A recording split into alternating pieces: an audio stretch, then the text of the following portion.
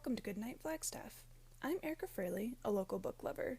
I've always loved to read, and this program is a great way to share that love with others. Thank you for tuning in to our community storytime. You can find a new chapter from one of our favorite family-friendly books at 8 p.m. each weeknight on the Literacy Center's YouTube channel and on Creator Radio, a local online radio station. The previous chapter is replayed on Creator Radio each weeknight at about 7:30, just before the new chapter airs. You can also listen to all previous Goodnight Flagstaff recordings on YouTube. We are currently reading The Two Towers by J.R.R. Tolkien. If you'd like to check it out to read along with us at home, it is available at the library. Check one out with your Coconino County library card. Please email us if you'd like to join our team of readers and connect with your community through stories. All ages are welcome. Our email is goodnightflagstaff@gmail.com. Last time we read together, King Theoden took Gandalf's advice and trusted Éomer instead of Wormtongue. He gave Wormtongue the choice to ride with him to battle or to go where he wills. Wormtongue chose to return to his true master, Saruman. Then the king gave his guests gifts and refreshments before they rode to battle. Chapter 7. Helm's Deep. The sun was already westering as they rode from Edoras, and the light of it was in their eyes, turning all the rolling fields of Rohan to a golden haze. There was a beaten way, northwestward, along the foothills of the White Mountains, and this they followed, up and down a green country, crossing small swift streams by many fords. Far ahead and to their right the misty mountains loomed. Ever darker and taller they grew as the miles went by. The sun went slowly down before them. Evening came behind. The host rode on. Need drove them. Fearing to come too late, they rode with all the speed they could, pausing seldom. Swift and enduring were the steeds of Rohan, but there were many leagues to go. 40 leagues and more it was, as a bird flies, from Edoras to the fords of the Isen, where they hoped to find the king's men that held back the hosts of Saruman. Night closed about them. At last they halted to make their camp. They had ridden for some 5 hours and were far out among the western plain, yet more than half their journey lay still before them. In a great circle, under the starry sky and the waxing moon, they now made their bivouac. They lit no fires, for they were uncertain of events, but they set a ring of mounted guards about them, and scouts rode out far ahead, passing like shadows in the folds of the land. The slow night passed without tidings or alarm, and at dawn the horn sounded, and within an hour they took the road again. There were no clouds overhead yet, but a heaviness was in the air. It was hot for the season of the year. The rising sun was hazy, and behind it, following it slowly up the sky, there was a growing darkness, as if a great storm moving out of the east. And away in the northwest there seemed to be another darkness brooding about the feet of the misty mountains, a shadow that crept down slowly from the wizard's veil. Gandalf dropped back to where Legolas rode beside Éomer. "You have the keen eyes of your fair kindred, Legolas," he said, "and they can tell a sparrow from a finch a league off. Tell me, can you see anything away yonder towards Isengard?" "Many miles lie between," said Legolas, gazing thither and shading his eyes with his long hand. "I can see a darkness. There are shapes moving in it, great shapes far away upon the bank of the river, but what they are I cannot tell. It is not a mist or a cloud that defeats my eyes. There is a veiling shadow that some power lays upon the land, and it marches slowly downstream.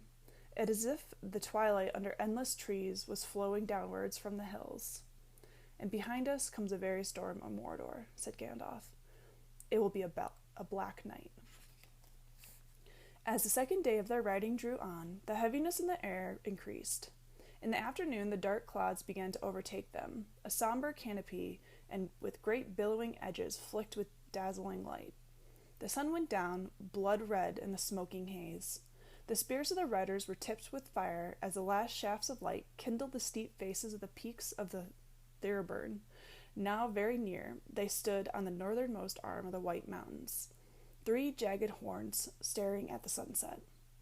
In the last red glow men in the vanguard saw a black speck, a horseman riding back towards them. They halted, awaiting him. He came, a weary man with dinted helm and cloven shield. Slowly he climbed from his horse and stood there while gasping. At length he spoke. "Is Éomer here?" he asked. You come at last, but too late, and with too little strength. Things have gone evilly since Theodred fell.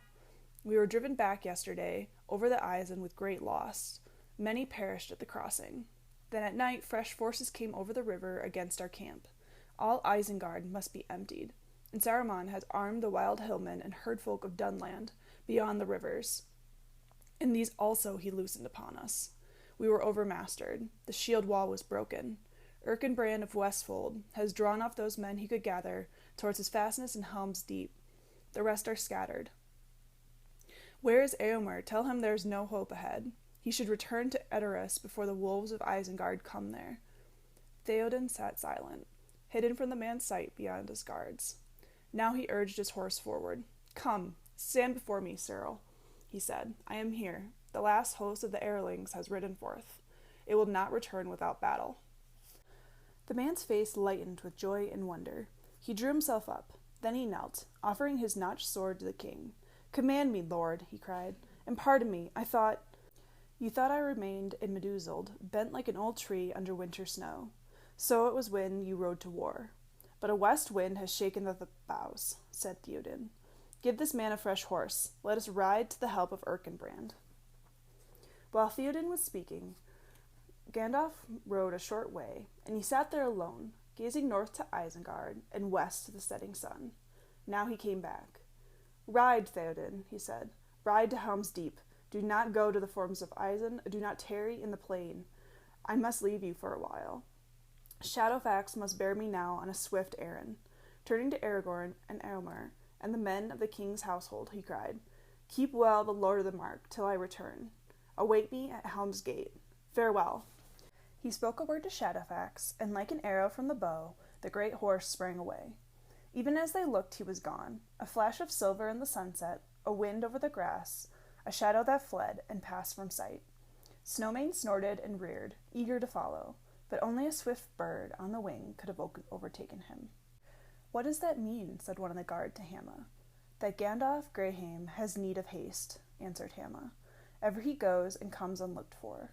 Wormtongue, were he here, would not find it hard to explain, said the other. True, said Hama, but for myself, I will wait until I see Gandalf again. Maybe you will wait long, said the other. The host turned away now from the road to the fords of Isen and bent their course southward. Night fell, and they still rode on. The hills drew near, but the tall peaks of Thirn were already dim against the darkening sky. Still some miles away, on the far side of the Westfold Vale, lay a green combe, a great bay in the mountains, out of which a gorge opened in the hills. Men of that land called it Helm's Deep, after a hero of old wars who made his refuge there. Ever steeper and narrower, it wound inward from the north, like under the shadow of the Thirn, till the crow-haunted cliffs rose like mighty towers on either side, shutting out the light. At Helm's Gate, before the mouth of the deep, there was a heel of rock thrust outward by the northern cliff. There upon its great spur stood high walls of ancient stone, and within them was a lofty tower.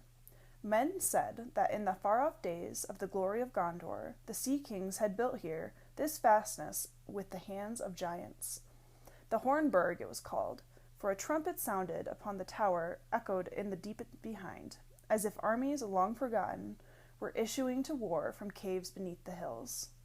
A wall, too, the men of old had made from the Hornburg to the southern cliff, barring the entrance to the gorge. Beneath it, a wide culvert, the deepening stream passed out. About the feet of Hornrock it wound, and flowed then in a gully through the midst of a wide green gore, sloping gently down from Helm's Gate to Helm's Dyke. Thence it fell into the deepening combe and out into the Westfold Vale. There in the Hornburg, at Helm's Gate, Erkenbrand, master of Westfold on the borders of the Mark, now dwelt. In the days darkened with threat of war, being wise, he had repaired the wall and made the fastness strong. The riders were still in the low valley before the mouth of the combe, when cries and horn blasts were heard from their scouts and went in front. Out of the darkness arrows whistled. Swiftly a scout rode back and reported that wolf riders were abroad in the valley, and that a host of orcs and wild men were hurrying southward from the fords of Isen, and seemed to be making for Helm's Deep. We have found many of our folk lying slain as they fled thither, said the scout, and we have met scattered companies, going this way and that, leaderless. What has become of Erkenbrand, none seem to know. It is likely that he will be overtaken ere he can reach Helm's Gate, if he has not already perished. Has aught been seen of Gandalf? Said Theoden. Yes, lord. Many have seen an old man in white upon a horse, passing hither and thither over the plains like wind in the grass. Some thought he was Saruman. It is said that he went away ere nightfall towards Isengard. Some also say that Wormtongue was seen earlier, going northward with a company of orcs. It will go ill for Wormtongue if Gandalf comes upon him, said Theoden. None the less I miss now both my counselors, the old and the new. But in this need we have no better choice than to go on, as Gandalf said, to Helm's Gate, whether Erkenbrand be there or no. It is known how great is the host that comes from the north. It is very great, said the scout. He that flies counts every foeman twice, yet I have spoken to stout-holdered men, and I do not doubt that the main strength of the enemy is many times as great as all that we have here. Then let us be swift, said Eomer. Let us drive through such foes as there are already between us and the fastness. There are caves in Helm's Deep where hundreds may lie hid, and secret ways lead thence up to the hills. Trust not the secret ways, said the king. Saruman has long spied out this land. Still in that place our defense may last long. Let us go. Aragorn and Legolas now went with Eomer in the van. On through the night they rode, ever slower as the darkness deepened, and their way climbed southward, higher and higher into dim folds about the mountain's feet. They found few of the enemy before them. Here and there they came upon roving bands of orcs, but they fled ere the riders could take or slay them.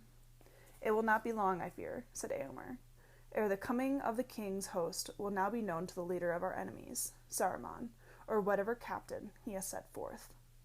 The rumor of war grew behind them. Now they could hear, borne over the dark, the sound of harsh singing.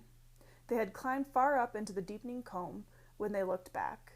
They saw torches, countless points of fiery light upon the black fields behind, scattered like red flowers, or winding up from the lowlands like long flickering lines. Here and there a larger blaze leapt up. It is a great host that follows us hard, said Aragorn. They bring fire, said Theoden, and they are burning as they come, rick, cot, and tree. This was a rich vale, and had many homesteads. Alas for my folk! Would that day was here, and we might ride down upon them like a storm out of the mountains, said Aragorn. It grieves me to fly before them. We need not fly much further, said Eomer. Not far ahead now lies Helm's Dyke, an ancient trench and rampart scored across the combe, 2 furlongs below Helm's Gate. There we can turn and give battle. Nay, we are too few to defend the dyke, said Theoden. It is a mile long or more, and the breach in it is wide. At the breach our rear guard must stand, if we are pressed, said Eomer. There was neither star nor moon when the riders came to the breach in the dyke, where the stream from above passed out, and the road beside it ran down from the Hornburg. The rampart loomed suddenly before them, a high shadow beyond a dark pit. As they rode up, a sentinel challenged them. The Lord of the Mark rides to Helm's Gate, Eomer answered. I, Eomer, son of Eomen, speak. This is good tidings beyond hope, said the sentinel. Hasten, the enemy is on your heels. The host passed through the breach and halted on the sloping sward above. They now learned to their joy that Erkenbrand had left many men to hold Helm's Gate, and more had since escaped thither. Maybe we have 1,000 fit to fight on foot, said Gambling, an old man, the leader of those who watch the dyke.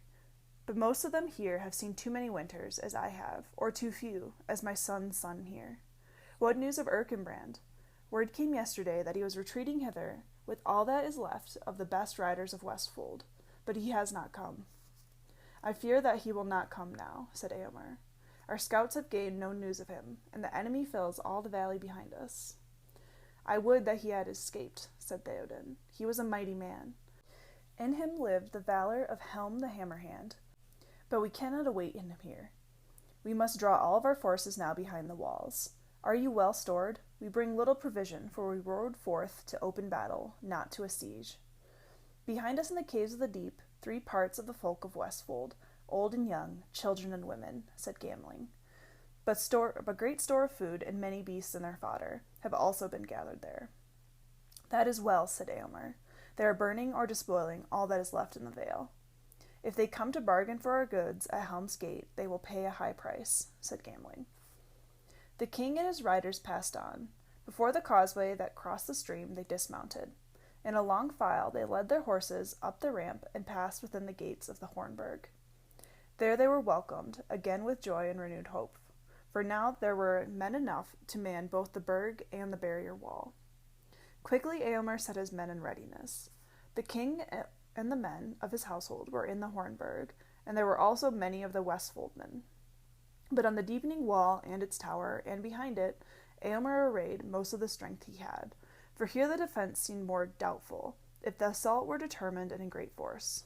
The horses were led far up the deep, under such guard as could be spared. The deepening wall was 20 feet high, and so thick that 4 men could walk abreast across the top, sheltered by a parapet over which only a tall man could look. Here and there were clefts in the stone through which men could shoot. This battlement could be reached by a stair running down from a door in the outer court of the Hornburg. 3 flights of steps led also up onto the wall from the deep behind. But in front it was smooth, and the great stones of it were set with such skill that no foothold could be found in their joints. And at the top of the tower hung over like a sea-delved cliff. Gimli stood leaning against the breastwork upon the wall. Legolas sat above on the parapet, fingering his bow, and peering out into the gloom. "This is more to my liking," said the dwarf, stamping on the stones. "Ever my heart rises as we draw near the mountains. There is good rock here. This country has tough bones. I felt them in my feet as we came up from the dike. Give me a year and 100 of my kin, and I would make this a place that armies would break upon like water." "I do not doubt it," said Legolas, "but you are a dwarf, and dwarves are strange folk. I do not like this place, and I shall like it no more by the light of day. But you comfort me, Gimli, and I am glad to have you standing nigh, with your stout legs and your hard axe. I wish there were more of your kin among us, but even more would I give for 100 good archers of Mirkwood. We shall need them. The Rohirrim have good bowmen after their fashion, but there are too few here, too few." "It is dark for archery," said Gimli. "Indeed, it is time for sleep. Sleep! I feel the need of it, as never I thought any dwarf could. Riding is tiring work, yet my axe is restless in my hand. Give me a row of orc necks, and room to swing, and all weariness will fall from me." A slow time passed. Far down in the valley, scattered fires still burned. The hosts of Isengard were advancing in silence now. Their torches could be seen winding up the combe in many lines. Suddenly from the dike, yells and screams, and the fierce battle cries of men broke out. Flaming brands appeared over the brink and clustered thickly at the breach. Then they scattered and vanished. Men came galloping back over the field and up the ramp to the gate of the Hornburg. The rear guard of the Westfolders had been driven in. "The enemy is at hand," they said. "We loosed every arrow that we had, and filled the dike with orcs. But it will not halt them long. Already they are scaling the bank at many points, thick as marching ants. But we have taught them not to carry torches." It was now past midnight. The sky was utterly dark, and the stillness of the heavy air foreboded storm. Suddenly the clouds were seared by a blinding flash. Branched lightning smote down upon the eastward hills. For a staring moment, the watchers on the walls saw all the space between them, and the dike lit with white light. It was boiling and crawling with black shapes, some squat and broad, some tall and grim, and high helms and sable shields. Hundreds and hundreds more were pouring over the dike and through the breach. The dark tide flowed up to the walls from cliff to cliff. Thunder rolled in the valley. Rain came lashing down. Arrows thick as rain came whistling over the battlements, and fell clinking and glancing on the stones. Some found a mark. The assault on Helm's Deep had begun, but no sound or challenge were heard within. No answering arrows came. The assailing hosts halted, foiled by the silent menace of rock and wall. Ever and again the lightning tore across the darkness. Then the orcs screamed, waving spear and sword, and shooting a cloud of arrows at any that stood revealed upon the battlements. And then the men of the mark, amazed, looked out, as if it seemed to them, upon a great field of dark corn, tossed by a tempest of war, and every ear glinted with barbed light. Brazen trumpets sounded. The enemy surged forward, some against the deepening wall, others towards the causeway and the ramp that led up to the Hornburg gates. There the hugest orcs were mustered, and the wild men of Dunlendfells. A moment they hesitated, and then on they came. The lightning flashed, and blazoned upon every helm and shield the ghastly hand of Isengard was seen. They reached the summit of the rock. They drove towards the gates. Then at last an answer came. A storm of arrows met them, and a hail of stones. They wavered, broke, and fled back, and then charged again, broke and charged again, and each time, like the incoming sea, they halted at a higher point. Again the trumpets rang, and a press of roaring men leaped forth. They held their great shields above them like a roof, while in their midst they bore 2 trunks of mighty trees. Behind them orc archers crowded, sending a hail of darts against the bowmen on the walls. They gained the gates. The trees, swung by strong arms, smote the timbers with a rending boom. If any man fell, crushed by a stone hurtling from above, 2 others sprang to take his place. Again and again the great rams swung and crashed. Eomer and Aragon stood together on the deeping wall. They heard the roar of voices and the thudding of the rams, and then, in a sudden flash of light, they beheld the peril of the gates. "Come," said Aragorn, "this is the hour when we draw swords together." Running like fire, they sped along the wall, and up the steps, and passed into the outer court upon the rock. As they ran, they gathered a handful of stout swordsmen. There was a small postern door that opened in an angle of the burg wall on the west, where the cliff stretched out to meet it. On that side a narrow path ran round towards the great gate, between the wall and the sheer brink of the rock. Together Eomer and Aragon sprang through the door, their men close behind. The 2 swords flashed from the sheath as one. "Guthwine," cried Eomer, "Guthwine for the mark." "Andril," cried Aragon, "Andril for the Dúnedain." Charging from the side, they hurled themselves upon the wild men. Andrew rose and fell, gleaming with white fire. A shout went up from the wall and tower. "Andril! Andril goes to war! The blade that was broken shines again." Dismayed, the rammers let fall the trees and turned to fight. But the wall of their shields was broken, as by a lightning stroke, and they were swept away, hewn down, or cast over the rock into the stony stream below. The orc archers shot wildly and then fled. For a moment, Eomer and Aragorn halted before the gates. The thunder was rumbling in the distance now. The lightning flickered still, far off among the mountains in the south. A keen wind was blowing from the north again. The clouds were torn and drifting, and stars peeped out. And above the hills of the Coombe side, the westering moon rose, glimmering yellow in the storm rack. "We did not come too soon," said Aragorn, looking at the gates. Their great hinges and iron bars were wretched and bent, and many of their timbers were cracked. "Yet we cannot stay here beyond the walls to defend them," said Eomer. "Look," he pointed to the causeway. Already a great press of orcs and men were gathering again beyond the stream. Arrows whined and skipped on the stones about them. "Come, we must get back and see what we can do to a pile of stone and beam across the gates within. Come now." They turned and ran. At that moment some dozen orcs that had lain motionless among the slain leapt to their feet and came silently and swiftly behind. 2 flung themselves to the ground at Eomer's heels, tripped him, and in a moment they were on top of him. But a small dark figure that none had observed sprang out of the shadows and gave a hoarse shout, "Baruch Kazad! Kazad Aminu!" An axe swung and swept back. 2 orcs fell headless. The rest fled. Eomer struggled to his feet, even as Aragorn ran back to his aid. The postern was closed again, the iron door barred and piled inside with stones. When all were safe within, Eomer turned. "I thank you, Gimli, son of Gloin," he said. "I did not know that you were with us in the sortie, but oft the unbidden guest proves the best company. How came you there?" "I followed you to shake off sleep," said Gimli, "but I looked on the hillmen, and they seemed overlarge for me, so I sat beside a stone to see your sword play." "I shall not find it easy to repay you," said Eomer. "There may be many a chance ere the night is over," laughed the dwarf, "but I am content. Till now I have hewn naught but wood since I left Moria. 2, said Gimli, patting his axe. He had returned to his place on the wall. 2, said Legolas. I have done better, though now I must grope for spent arrows. All mine are gone. Yet I make my tale 20 at least, but that is only a few leaves in a forest. The sky now was quickly clearing, and the sinking moon was shining brightly, but the light brought little hope to the riders of the mark. The enemy before them seemed to have grown rather than diminished, and still more were pressing up from the valley through the breach. The sortie upon the rock gained only a brief respite. The assault on the gates was redoubled. Against the deepening wall, the host of Isengard roared like a sea. Orcs and hillmen swarmed about its feet from end to end.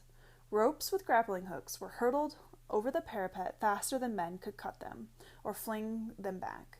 Hundreds of long ladders were lifted up. Many were cast down in ruin, but many more replaced them, and orcs sprang up them like apes in the dark forests of the south. Before the wall's foot, the dead and broken were piled like shingle in a storm.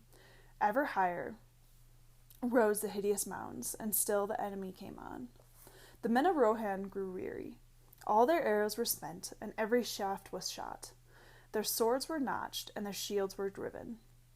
3 times Aragorn and Éomer rallied them, and 3 times Andúril flamed in a desperate charge that drove the enemy from the wall.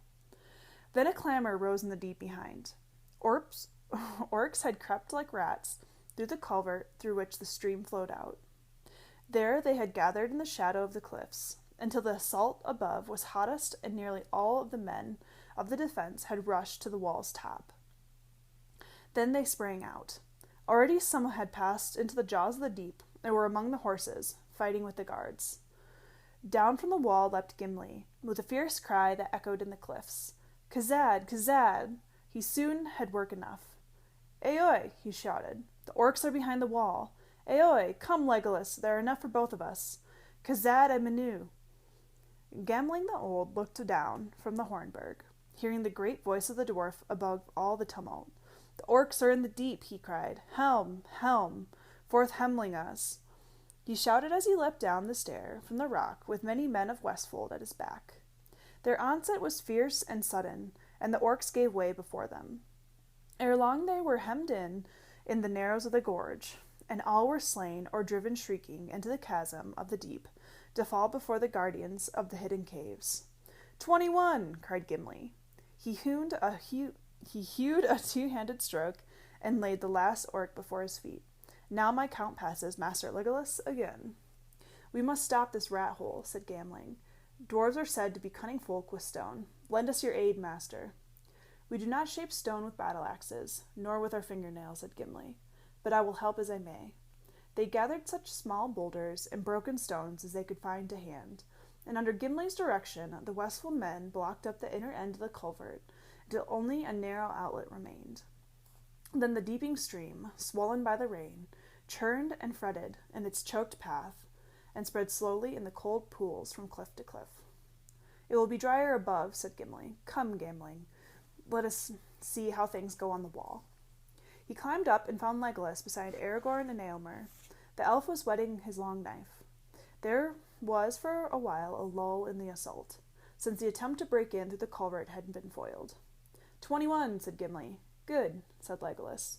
"But my count is now 24. It has been knife work up here." Éomer and Aragorn leant wearily on their swords. Away on the left, the crash and clamor of the battle on the rock rose loud again. But the Hornburg still held fast, like an island in the sea. Its gates lay in ruin, but over the barricade of beams and stones within no enemy as yet had passed. Aragorn looked at pale stars and at the moon, now sloping behind the western hills that enclosed the valley. "This is a night as long as years," he said. "How long will the day tarry?"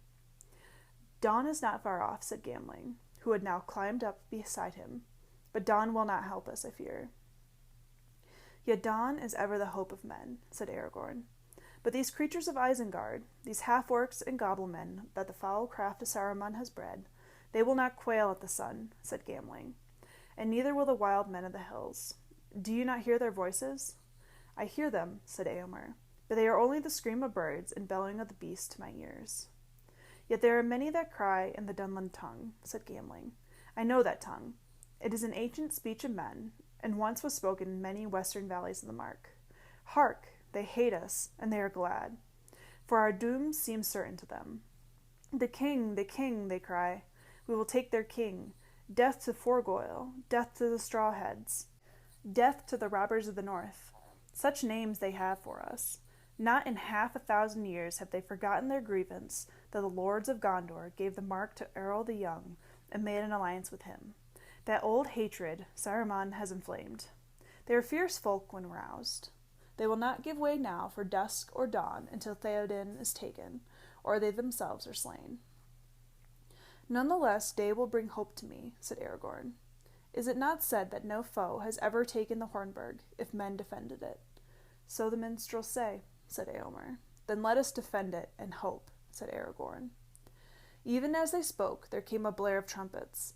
Then there was a crash and a flash of flame and smoke. The waters of the deepening stream poured out, hissing and foaming. They were choked no longer. A gaping hole was blasted in the wall. A host of dark shapes poured in. Devilry of Saruman, cried Aragorn. They have crept in the culvert again, and while we talk, they have lit the fire of the Orthnag beneath our feet. Elendil, Elendil, he shouted, as he leaped down into the breach. But even as he did so, 100 ladders were raised against the battlements. Over the wall and under the wall, the last assault came sweeping, like a dark wave upon a hill of sand. The defense was swept away. Some of the riders were driven back, further and further into the deep, falling and fighting as they gave way, step by step, towards the caves. Others cut their way back towards the citadel. A broad stairway from the deep up to the rock and the rear gate of the Hornburg. Near the bottom stood Aragorn. His hand still, Erindril gleamed, and the terror of the sword for a while held back the enemy. As one by one, all who could gain the stair passed towards the gate. Behind on the upper steps knelt Legolas. His bow was bent, but one gleamed arrow was all that he had left, and he peered out now, ready to shoot the first orc that should dare approach the stair. All who can have now got safe within Aragorn, he called. Come back. Aragorn turned and sped up the stair, but as he ran he stumbled in his weariness. At once his enemies leapt forward. Up came the orcs, yelling, with their long arms stretched out to seize him. The foremost fell with Legolas's last arrow in his throat, but the rest sprang over him. Then a great boulder, cast from the outer wall above, crashed down upon the stair, and hurled them back into the deep. Aragorn gained the door. Swiftly it clanged behind him. Things go ill, my friends, he said, wiping sweat from his brow with his arm. Ill enough, said Legolas, but not yet hopeless, while we still have you with us. Where is Gimli? I do not know, said Aragorn. The last I saw him fighting on the ground behind the wall, but the enemy swept us apart. Alas, that is evil news, said Legolas. He is stout and strong, said Aragorn. Let us hope that he will escape back to the caves. There he would be safe for a while, safer than we. Such a refuge would be to the liking of a dwarf.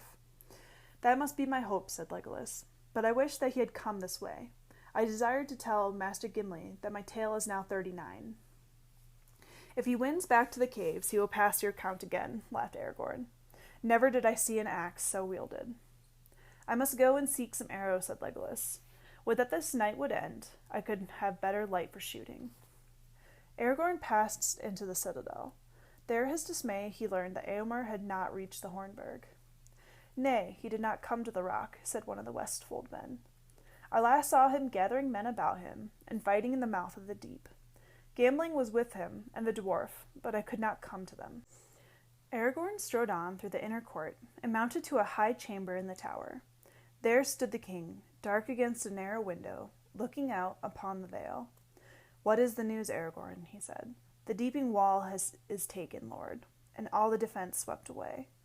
But many have escaped thither to the rock. Is Eomer here?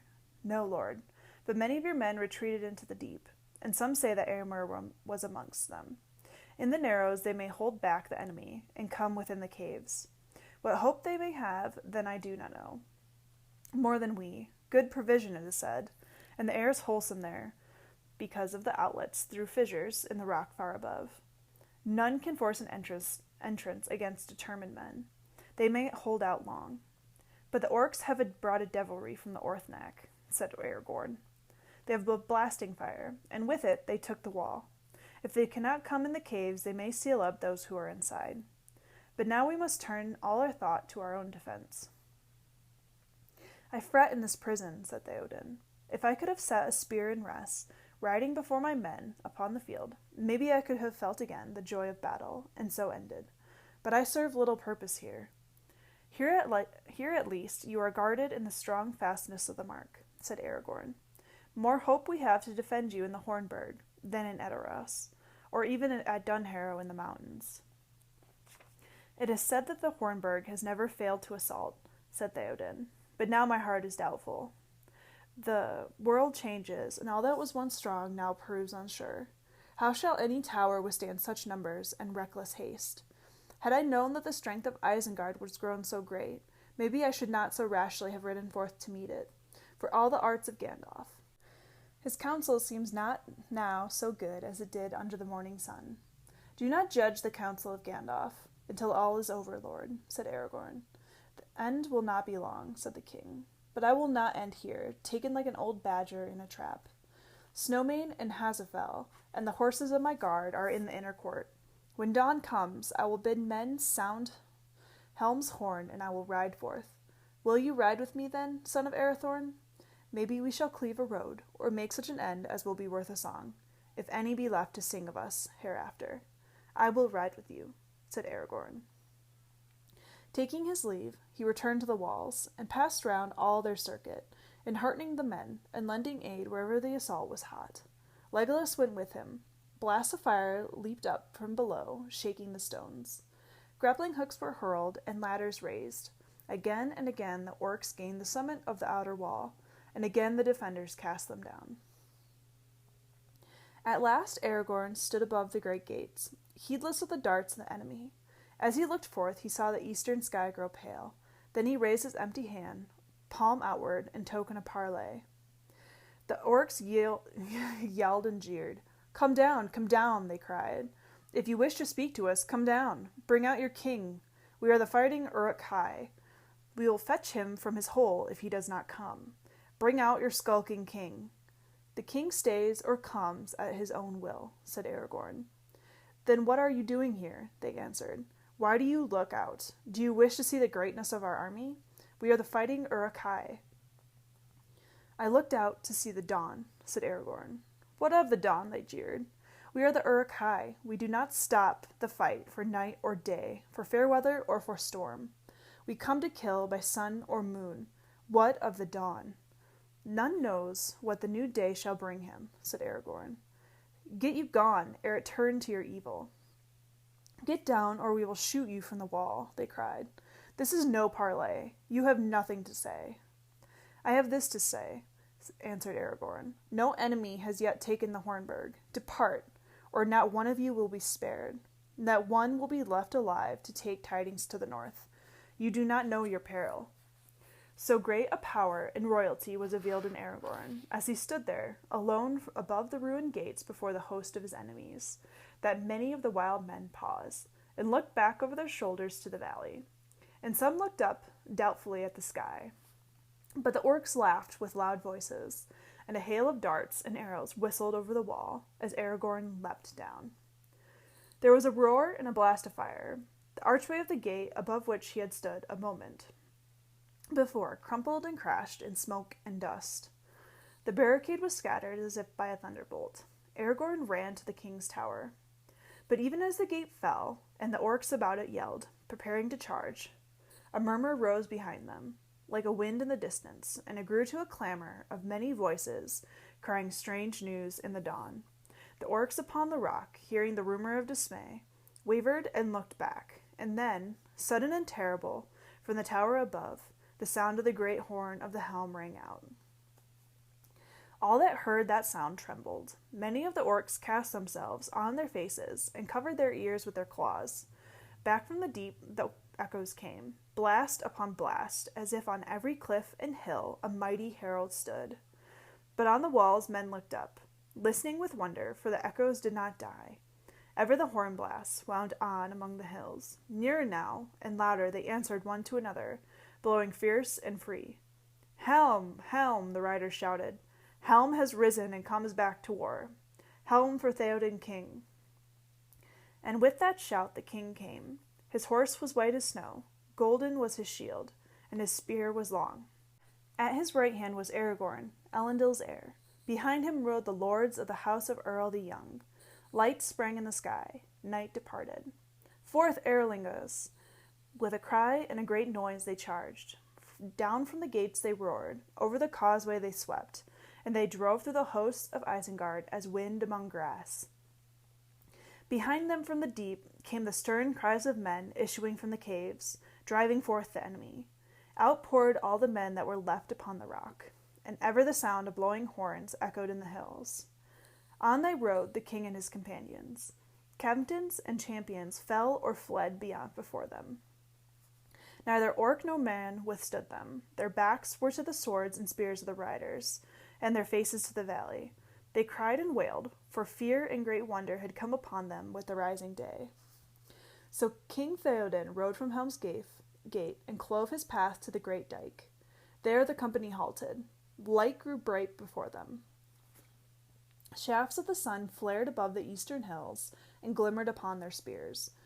But they sat silent on their horses, and they gazed down upon the deepening comb. The land had changed.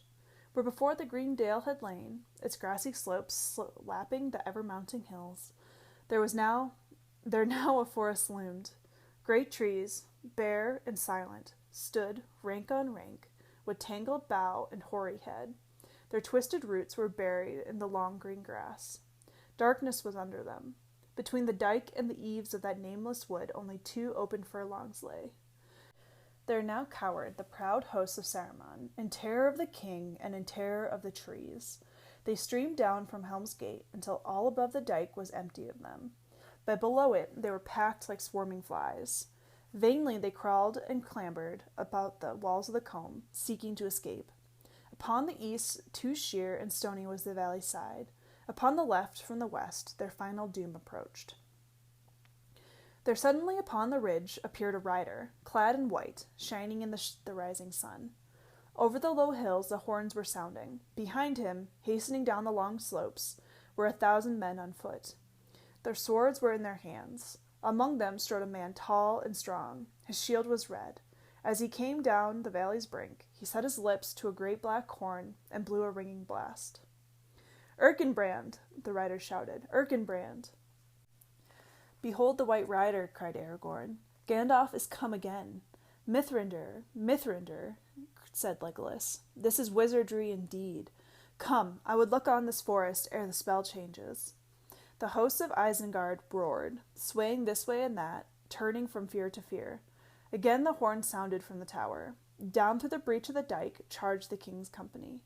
Down from the hills leapt Erkenbrand, lord of Westfold. Down leaped Shadowfax, like a deer that runs sure-footed in the mountains. The white rider was upon them, and the terror of his coming filled the enemy with madness. The wild men fell on their faces before him. The orcs reeled and screamed and cast aside both sword and spear. Like a black smoke driven from mounting wind, they fled. Wailing, they passed under the waiting shadow of the trees, and from that shadow none ever came again. Thanks for tuning in. Join us next time for Chapter 8 of The Two Towers. Good night, Flagstaff.